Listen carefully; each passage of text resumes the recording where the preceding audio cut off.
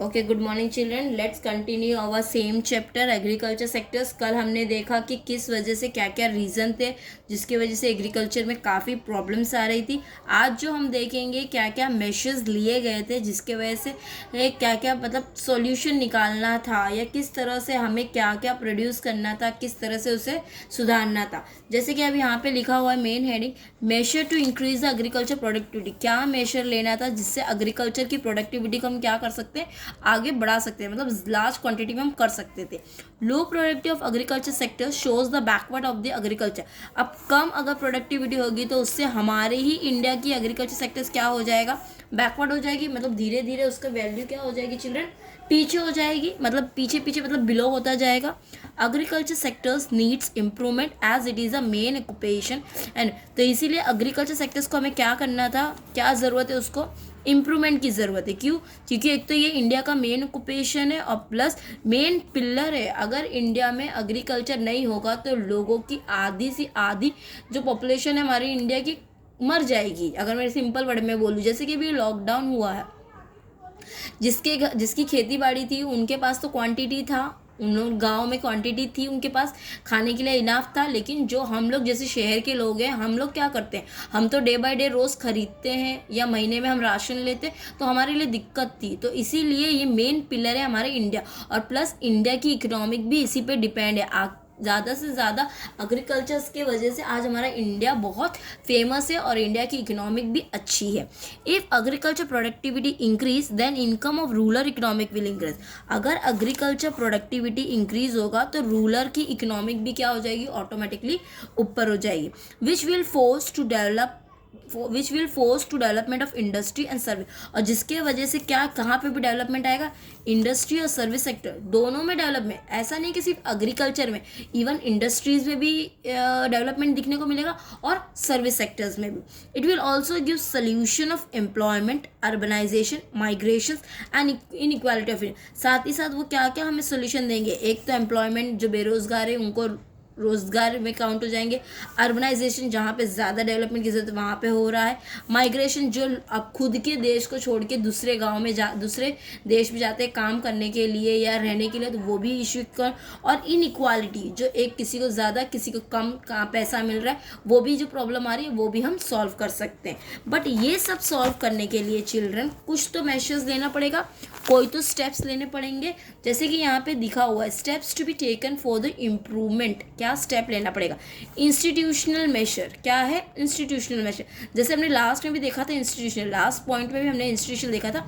Land revenue, availability of institutional credit, improvement in the structure of agriculture marketing, agriculture research. Second है technical measures and other measure. But आज का जो section है उसमें हम सिर्फ यहाँ तक देखेंगे एग्रीकल्चर।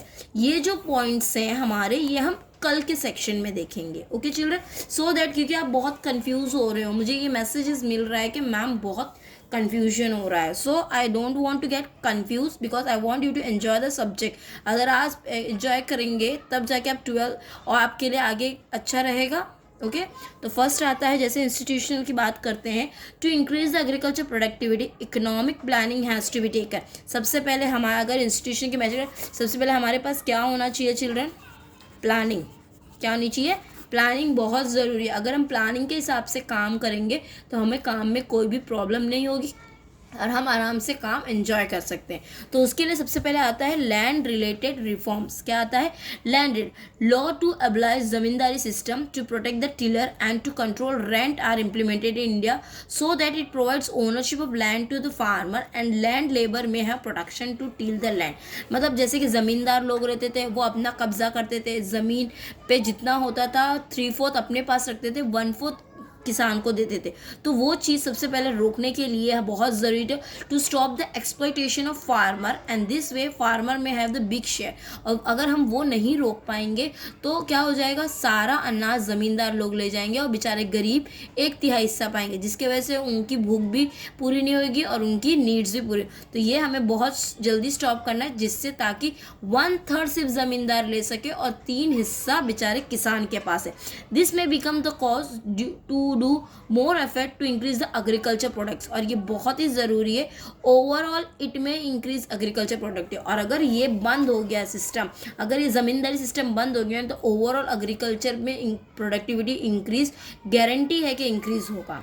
फिर उसके बाद आता है children availability of institutional credit to provide credit and other monetary facility. बहुत से लोग होते हैं ना, जैसे अभी आज देखो बैंक कितनी सारी पॉलिसी है, LIC में कितनी पॉलिसी है किसानों के लिए, ये सब क्या है मतलब ताकि डेवलप्ड हो सके। Even national bank for agriculture and rural development which is a body, एक हमारे पास नेशनल बैंक है और रूरल डेवलपमेंट बैंक है जो कि बॉडी है RBI का, जो कि 1982 से सेटअप था to do the special focus on agriculture sectors. क्यों ये इन्होंने क्यों हाथ मिलाया RBI, क्योंकि वो किसानों के ऊपर ज़्यादा से ज़्यादा फोकस करना चाहते थे ताकि उनको सब चीज़ें enough providely cheap and enough credit to Indian farmer, ताकि वो उनको डेवलपमेंट करने के लिए उनको जो भी चीज़ की ज़रूरत है, जिस चीज़ की ज़रूरत है उन्हें मिल सके।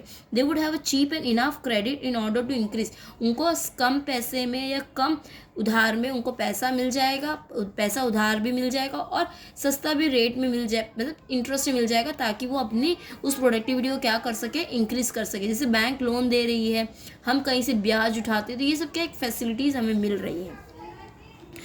Improvement in the structure of agriculture marketing, फिर उसके बाद आता है children improvement in the structure of marketing. जैसे regulate market have been set up, आज एक प्रेजेंट जो भी मार्केट है एक उसमें रेगुलेशन होती है, क्या क्या चीज़ है फॉलो करना है, तो वो एक ज़रूरत है।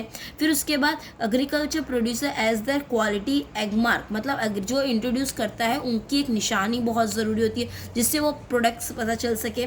National warehouse corporation and state warehouse corporation started to increase agriculture produce of farmer, जो भी फार्मर्स है, जो नेशनल वेयर हाउस है या फिर स्टेट वेयर हाउस है, वो भी क्या हो गए agriculture produce of the farmers, उनके एग्रीकल्चर के जो भी प्रोडक्ट्स हैं उनको प्रोड्यूस करने लग गई, ज़्यादा से ज़्यादा करें। Systems have been develop to provide information, हर इंफॉर्मेशन एग्रीकल्चर के मतलब एग्रीकल्चर के रिलेटेड जितने भी इंफॉर्मेशन है, प्राइस है, कॉस्ट है या जो भी है, उसके बारे में इंफॉर्मेशन मिलना बहुत ज़रूरी है। और bottom price being announced by the government, और जो भी अगर हमें फार्मर्स को बचाना है, मार्केट के प्राइस जो भी चेंज हुआ है, तो जो भी प्राइस है गवर्नमेंट को अनाउंस करना बहुत ज़रूरी है। इसके वजह से क्या हो सकता है, प्रॉब्लम्स काफ़ी हद तक सॉल्व हो सकती है। फिर उसके बाद आता है agriculture research. Indian farmers are not able to do research as they are less educated. आज सबसे मेन प्रॉब्लम है कि बहुत से लोग आज अनपढ़ हैं, अनएजुकेटेड, इसके लिए उनके पास सारी इंफॉर्मेशन नहीं मिल रही है। It does many researchers and it's give knowledge and training to farmer about it. बहुत से उनको ज़रूरत है because farmer should not cultivate only be trade, क्योंकि आज फार्मर्स अगर वही पुराने दस्तूर से काम करते रहेंगे तो उनके पास तो कुछ इंक्रीमेंट नहीं है ना, उनकी तो कुछ अर्निंग इनकम हो नहीं रही है, क्योंकि वो जितना लगा रहे हैं उनको उतना मिल भी रहा है, मोस्टली 10% एक्स्ट्रा मिल रहा होगा। तो इसलिए जो भी न्यूज़ जो चल रही है, जैसे जनधन योजना हुआ, पंचायती राज है, जो भी न्यू प्रोग्राम्स होती हैं वो उन तक पहुंचनी चाहिए, ताकि वो उसकी मदद से डायरेक्टली अपने प्रोडक्टिविटी को क्या कर सके, इंक्रीज कर सके। तो चिल्ड्रन अगर ये सारी चीज़ें अगर हम करेक्टली करेंगे तो हमारे पास हमारी जो लो एग्रीकल्चर प्रोडक्टिविटी की जो प्रॉब्लम है वो इजीली सॉल्व हो सकती है, और हम उस लो को इंक्रीज कर सकते हैं, और हम अपने में ही चेंजेस लाएंगे, और प्लस हमारी इनकम भी अर्निंग होगी, और हमें भी काफ़ी सारी चीज़ों में हमें बचत होगी, और हमें भी काफ़ी सारा इम्प्रूवमेंट देखने को मिलेगा। आई होप आपको आज का सेक्शन क्लियरली समझ में आया होगा। अब कल जो हम सेक्शन देखेंगे वो 2 मेन टॉपिक्स है, जैसे कि टेक्नोलॉजिकल मेजर और other major. This are the last 2 topic of your chapter. उसके बाद भी टॉपिक्स हैं चिल्ड्रन, बट वो कैंसिल कर दिया गया है इस बार ड्यू टू कोविड-19। आपके चैप्टर में से काफ़ी सिलेबस कैंसिल किया है, तो उसमें से ही जो इसके नीचे के जो पॉइंट्स रहेंगे टेक्स्ट बुक में आप गो थ्रू करना, वो आपके सिलेबस में से हटा दिया गया है। Okay children, thank you.